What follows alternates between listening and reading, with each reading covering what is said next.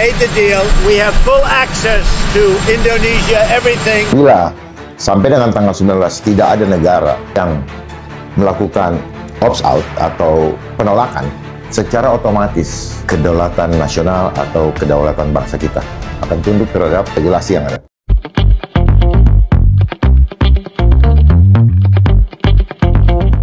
Shalom Sobat Terang Kemuliaan, apa kabar kalian semua? Senang rasanya bisa berjumpa lagi dengan kalian semua. Kiranya damai sukacita Allah dan kebaikan Tuhan selalu bersama dengan kalian. Diberikan umur yang panjang, diberikan kesehatan sempurna, dan juga tentunya diberikan rezeki yang berlimpah, dijauhkan dari segala sakit, penyakit, dan mara bahaya. Pada kesempatan kali ini kembali lagi kita akan mendengarkan pesan yang akan disampaikan oleh Komjen Dharma Pongrekun. Masih ingat ya? Komjen Dharma Pongrekun. Jadi beliau mengatakan sesuatu misteri yang akan terjadi di bulan Juli ini. Tapi sebelumnya kemarin sempat viral, kalau misalkan kalian sempat melihat TV ya, atau sosial media sosial. Kemarin ada pernyataan dari Presiden Amerika Donald Trump yang bikin shock kita semua. Jadi sebelumnya kan Amerika itu menaikkan tarif pajak ya, di mana barang Indonesia, produk-produk Indonesia yang masuk ke Amerika kemarin sempat dinaikkan oleh Trump itu sebesar kurang lebih 32% kalau nggak salah ya. Dan kemudian Menteri kita Airlangga kalau nggak salah tuh mereka pergi ke Amerika untuk melakukan negosiasi dan akhirnya ada kesepakatan bersama. Di sini yang sangat mengejutkan kita semua ya, karena katanya mungkin dari segi positifnya tarif pajaknya turun jadi 19%, tapi katanya sih barang impor atau istilahnya barang-barang yang diekspor dari Amerika ke Indonesia itu tidak terkena pajak. Seperti apa videonya? Simak videonya. So we made a deal with Indonesia. I spoke to their really great president, very popular, very strong, smart, and we made the deal. We have full access to Indonesia, everything. As you know, Indonesia is very strong on copper. But we have full access to everything. We will pay no tariffs. So they are giving us access into Indonesia, which we never had. That's probably the biggest part of the deal. And the other part is they are going to pay 19%, and we are going to pay nothing. I think it's a good deal for both parties. Now, Indonesia has some great product, and they also have some very valuable earths and various other materials. One of the things, as you know, they're known for is very high quality copper, which we'll be using. Nah, itu cuplikan singkat ya. Jadi luar biasa ya. Bagaimana menurut kalian? Mungkin sih kalau untuk saya pribadi itu ada plus minusnya ya. Plusnya, barang-barang yang biasa kita beli atau biasa dibeli oleh orang-orang buatan luar negeri atau buatan Amerika khususnya, biasanya mahal, mungkin sekarang jadi murah. Apalagi steak ya, atau makanan. Biasa kan misalnya makanan steak impor itu kan mahal tuh. Nah sekarang mungkin jadi murah. Minusnya mungkin ini berpengaruh pada UMKM di Indonesia khususnya ya. Jadi tidak ada perputaran, tidak ada roda ekonomi, atau tidak ada istilahnya apa ya, transaksinya mungkin berkurang ya, transaksi jual belinya. Nah bagaimana menurut kalian? Silahkan komen di kolom komentar. Nah sahabat kemuliaan, sebelum kita mendengar lebih lanjut apa yang akan disampaikan oleh Komjen Dharma Pongrekun, dan ini berkaitan ya tentunya dengan kebijakan Trump ini ya, jangan lupa dukung terus channel Terang Kemuliaan tentunya dengan cara apa? Dengan cara subscribe dan bagikan video-videonya kepada yang lain agar kiranya channel Terang Kemuliaan ini bisa menjadi berkat untuk orang banyak. Dan terima kasih untuk kalian semua yang sudah bergabung join menjadi member, karena dengan join menjadi member dari channel Terang Kemuliaan ini kalian adalah keluarga di channel Terang Kemuliaan, dan kalian ikut ambil bagian dalam pelayanan channel Terang Kemuliaan dan juga ikut membantu atau mensupport pertumbuhan channel Terang Kemuliaan. Dan jangan lupa follow TikToknya ya. So sahabat Terang Kemuliaan, langsung saja kita akan mendengarkan apa yang akan disampaikan oleh Komjen Dharma Pongrekun, dan ini apa kaitannya dengan kebijakan Trump yang kemarin nih. Selamat menyaksikan.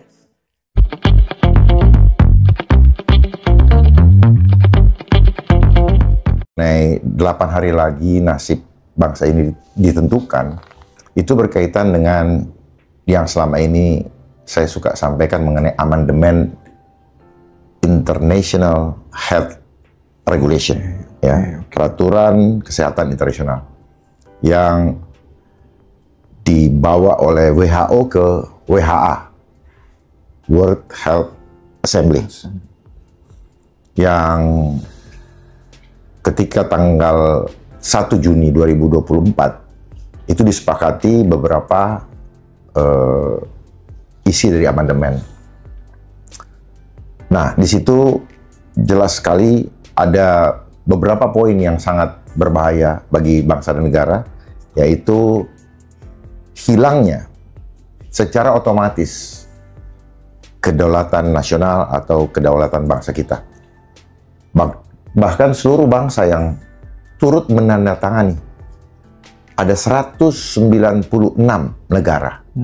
194 itu adalah anggota WHO, ditambah Leicester dan Tahta Suci. Siapa itu Tahta Suci? Yaitu maaf, Vatikan. Ya. Nah, apabila sampai dengan tanggal 19 tidak ada negara yang melakukan opt out atau penolakan, maka dengan membuat surat dari pemerintahnya, maka secara otomatis negara tersebut akan tunduk terhadap regulasi yang ada, yang sudah ditetapkan. Nah, apa saja yang mengancam kedaulatan bangsa, terus kemudian juga masalah industri farmasi dan teknologi itu akan menguasai. Industri farmasi adalah segala macam, termasuk industri pertanian dan sebagainya, peternakan, itu kan berada di bawah kendali industri farmasi.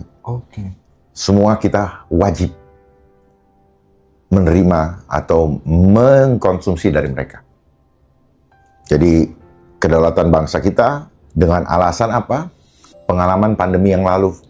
Jadi seolah-olah dunia ini harus membuat suatu langkah responsif, kesiapsiagaan supaya tidak tergopoh-gopoh lagi. Itu alasan mereka. Itu alasan resmi mereka. Namun saya melihat hidden agendanya atau agenda tersembunyi adalah untuk mengambil alih kendali kedaulatan suatu negara dengan kontrol pemerintahan terpusat. Ya, itu sebenarnya. Jadi kalau kesehatan itu cuman cover. Karena kenapa perlu kesehatan? Karena kesehatan ini ada berkaitan dengan tubuh. Mereka butuh tubuh untuk bisa dikendalikan by system, yaitu dengan menggunakan teknologi yang kita kenal dengan digitalisasi. Hampir semua sistem sudah digital. Tinggal satu yang mereka sudah perhitungkan adalah tubuh manusia yang di dalamnya ada jiwa. Gitu.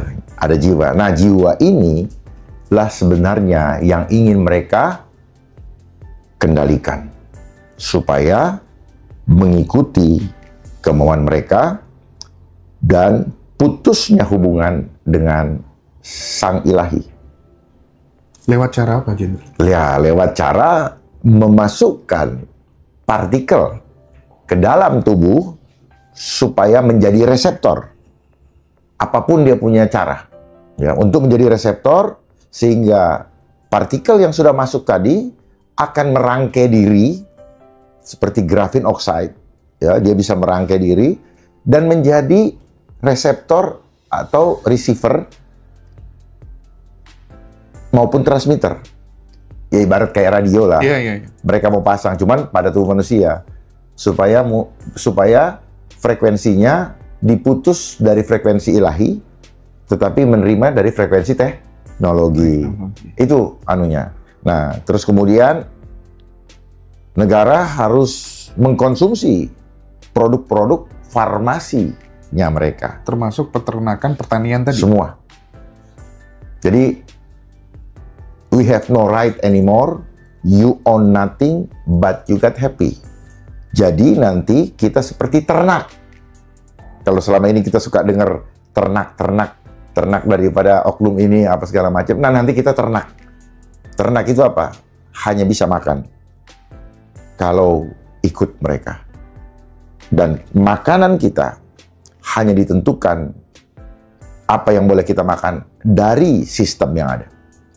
Bahkan nanti kita akan mengikuti antrean panjang untuk menerima makanan yang disodorkan atau dibagikan oleh mereka.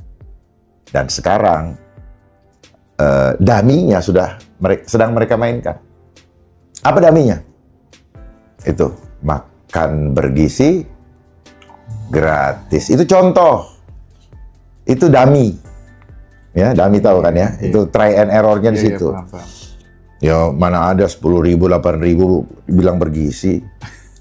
Mana ada orang kita lahir ke dunia minta diajar jadi pengemis. Nggak ada. Gratis itu kan tandanya bahwa kita mengemis karena sudah miskin. Lah yang memiskinkan siapa? Ya, yang memiskinkan lah yang ngasih makan gratis tadi. Mereka datang seolah-olah sebagai pahlawan. Ya inilah namanya latihan menjadi playing God gitu kan. Menjadi Tuhan-Tuhan kecil lah gitu. Itu kira-kira ininya. Nah, yang perlu kita waspadai, kita mari sama-sama menghimbau kepada seluruh rakyat Indonesia. Dari Sabang sampai Merauke. Dari Miangas sampai Rote. Untuk apa? Sama-sama menyuarakan penolakan dan memohon kepada Bapak Presiden Republik Indonesia yang menerima amanah dari rakyat untuk menjalankan amanah tersebut sesuai dengan fitrah atau sesuai dengan sumpah ya, bahwa akan melindungi seluruh rakyat dan tumpah darah dengan cara mengirim surat melakukan penolakan untuk tidak menyetujui atau keluar dari amandemen IHR. Karena ini akan berkorelasi dengan terjadinya pandemi berikutnya. Ya. Kenapa agak terhambat ya? Karena memang beberapa negara masih banyak yang kemarin masih banyak yang belum setuju. Ya, ada 154 baru yang iniin. Ya, termasuk di dalamnya Indonesia yang setuju. Ya, jadi kita berharap Pak Prabowo dalam waktu yang singkat ini, karena ke depan menjadi tidak ada gunanya lagi. Kita sudah ada dalam kendali. Yang ada di sini hanyalah jadi boneka-boneka atau wayang-wayang dari mereka. Apa langkah konkret yang dilakukan Pak Dharma selain menghimbau teman-teman, misalnya kayak ke birokrasi gitu? Udah pernah dicoba belum, Pak? Karena ini kan saya tidak punya akses. Ya, saya rasa mereka mendengar. Cuman persoalannya, apakah mereka terketuk jiwanya? Gitu. Nah, yang repot kalau mereka justru menjadikan ini peluang untuk apa? Untuk memperkaya diri. Karena program ini tentunya ada anggaran. Itulah kenapa setiap pilkada, pilpres, yang dibicarakan programnya apa? Karena setiap program ini berkaitan dengan angka. Angka.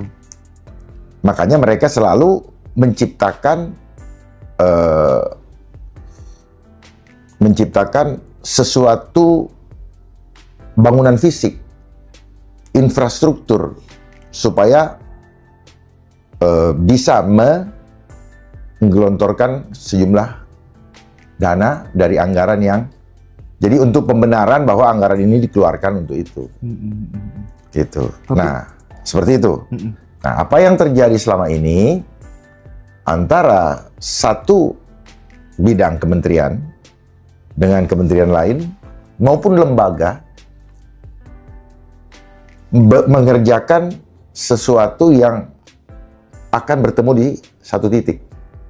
Jadi semua ini bekerja untuk termanifestasinya, terwujudnya hidden agenda atau agenda tersembunyi yang sedang mereka rencanakan. Jadi singkat kata, mereka sedang membangun ekosistem. Mereka sedang membangun ekosistem. Oke, Bapak, kapan hari itu waktu kita diskusikan, Pak Dharma mengatakan bahwa ada 3 pilar kedaulatan yang mungkin di situ kita masih tersisa sebuah harapan ya, Tuhan, peternakan, pertanian. Tetapi kan ini peternakan, pertanian pun juga akan direnggut sama mereka. Terus masih ada harapan nggak misalnya kalau kemudian kita tetap ngomong soal kampung yang berdaulat tadi itu gimana, Jenderal? Dengan kondisi yang seperti ini, andai kata nanti jadi ikut gabung sama mereka tuh. Jadi saya koreksi ya. 3 pilar yang penting itu adalah Tuhan yang pertama. Tuhan. Kedua gotong royong. Gotong royong, oke. Ketiga iman. Bagaimana korelasinya? Tuhan pencipta alam semesta menghadirkan kita untuk mengolah bumi ini secara gotong royong, tetapi perlu jembatan. Jembatannya adalah iman. Banyak orang yang bergotong royong karena imannya tidak ada. Akhirnya dia melakukan hal-hal yang tidak sesuai dengan kemauan Tuhan.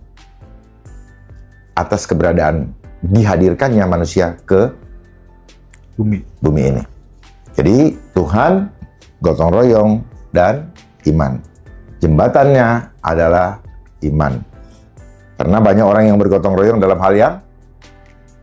hal yang jahat. Karena tidak ada iman. Iman ini cuma satu. Deep respect. Hormat yang mendalam, bukan takut. Selama ini orang bilang takut akan Tuhan. 2 hal yang berbeda antara deep respect dengan takut. Tuhan tidak menakutkan. Dia adalah kasih. God is love. And love. God and love is giving. Makanya banyak orang sudah terima, tidak mau giving. Maka itu bukan iman. Iman yang komplit adalah terima, lalu kasih. Bukan terima, simpan, diolah dulu, baru kasih sisanya. Itu kan iman. Nah, kembali ke tadi Jenderal. Ini kan jika kemudian terjadi ya, tanggal 19 Juli ini ya. Iya. Aduh. Kalau prediksinya Jenderal, berani nggak Pak Prabowo mengirim surat itu gitu? Prediksi gimana? Prediksinya Jenderal terhadap Pak Prabowo berani nggak menolak yang untuk tanggal 19 Juli itu nanti? Saya tidak bisa menduga-duga hati beliau, tapi saya masih percaya. Kita mari sama-sama percaya. Kita mengimani dan kita meminta kepada Tuhan untuk mengetuk hati Bapak Presiden Republik Indonesia, Bapak Prabowo Subianto, untuk membuktikan. Karena setelah tanggal 19, kalau tidak segera memerintahkan delegasi Indonesia untuk menarik diri, maka apa yang dikerjakan beliau di masa kepemerintahannya menjadi tidak lagi, justru melanggar undang-undang dalam arti tidak sesuai dengan tujuan proklamasi. Melindungi. Apakah melindungi? Kalau melindungi cuma itu kok. Jadi di sini penting adanya political will. Tanpa political will untuk melindungi tumpah darah, maka semua itu hanyalah omon belaka. Nah, di sini pembuktian kualitas daripada beliau. Karena ini penting menjadi titik balik daripada semua apa yang dibangun selama ini menjadi tidak ada artinya. Karena ini adalah memang konsep oligarki global, di mana mereka selalu merubah. Dulu mereka butuh budak, maka mereka bikin general education. Dia giring orang untuk disiplin terhadap apa yang mereka mau, ya, supaya menjadi budak. Sekarang setelah semua yang mereka inginkan terbentuk, sistemnya terbentuk, sekarang mulai ditenang-tenang. Makanya banyak yang PHK.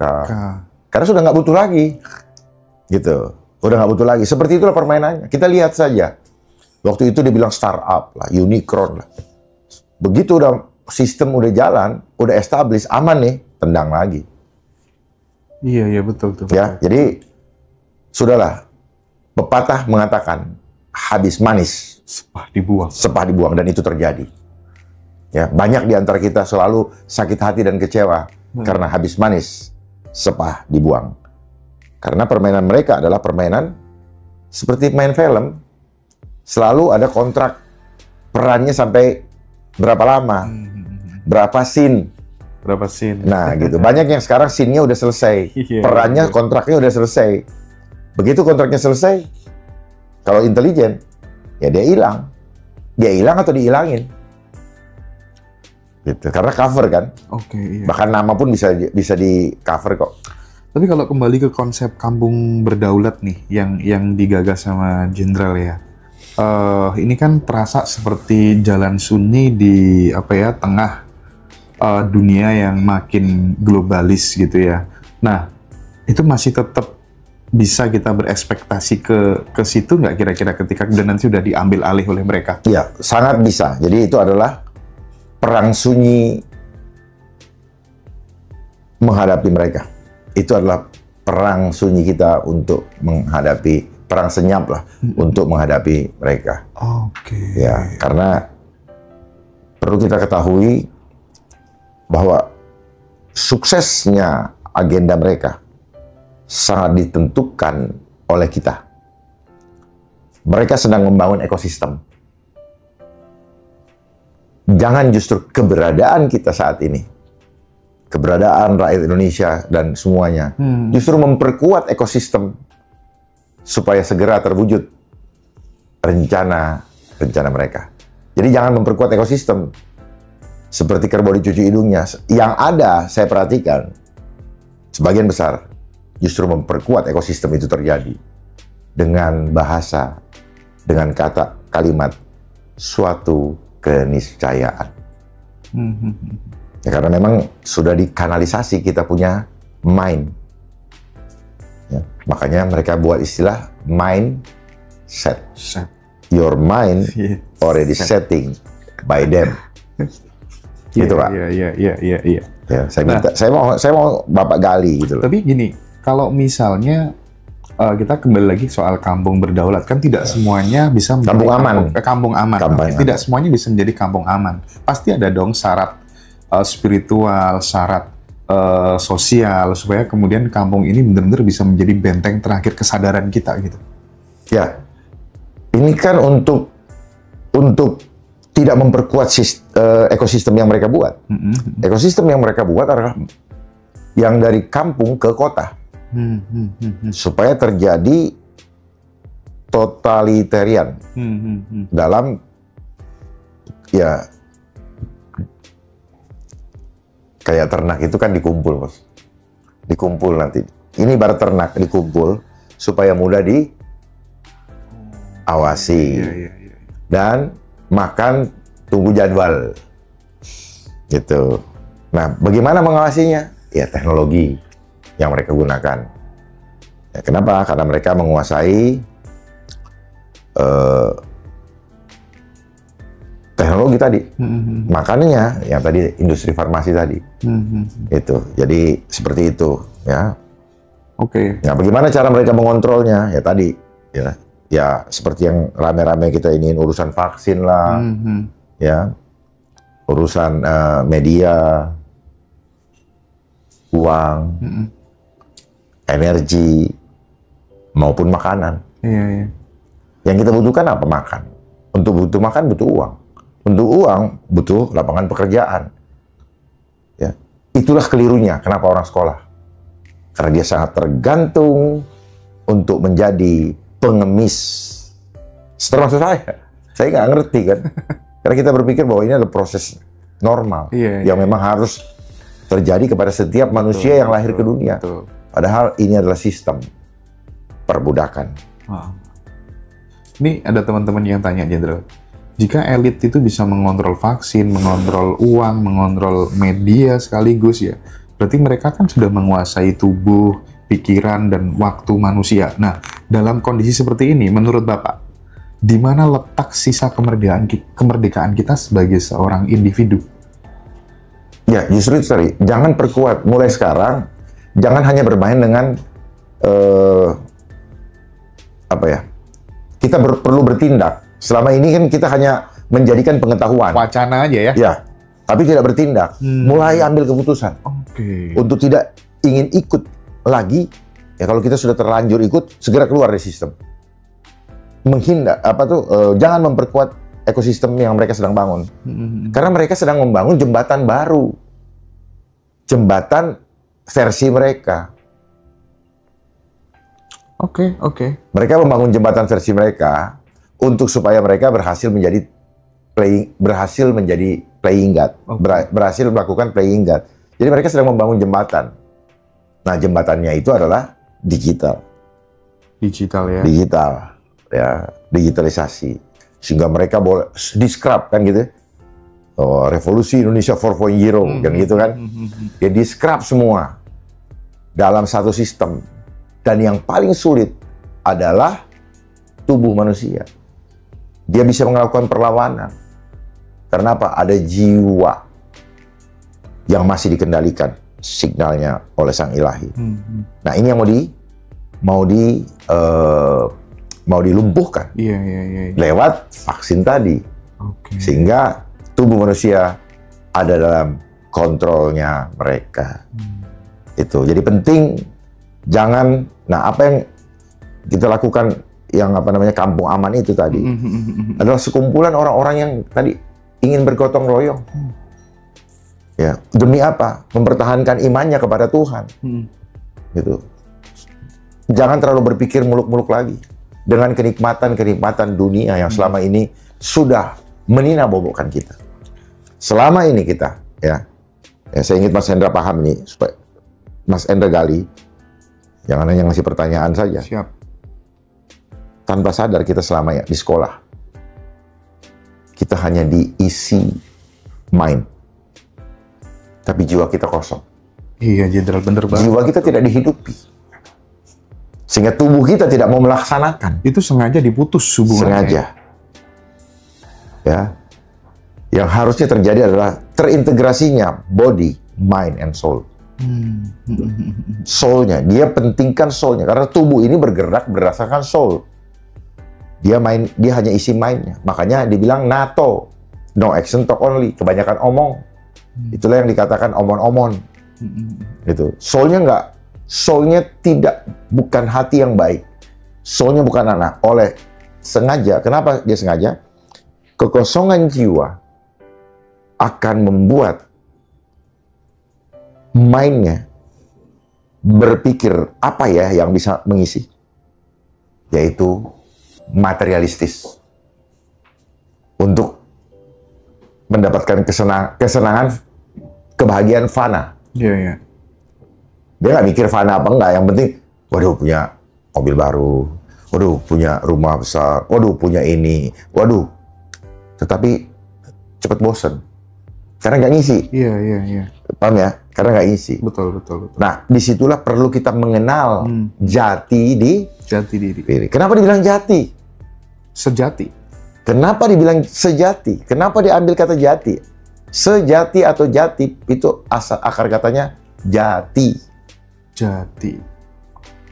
Ambil dari pohon jati. Solid. Berdiri kokoh. Solid isinya, nggak kopong. Selama ini kita dibikin hampa akhirnya kan. Kopong, ya? Seperti pohon kangkung. Iya, Jenderal. Lebat luarnya, tapi kopong. Akarnya gampang cabut. Oke.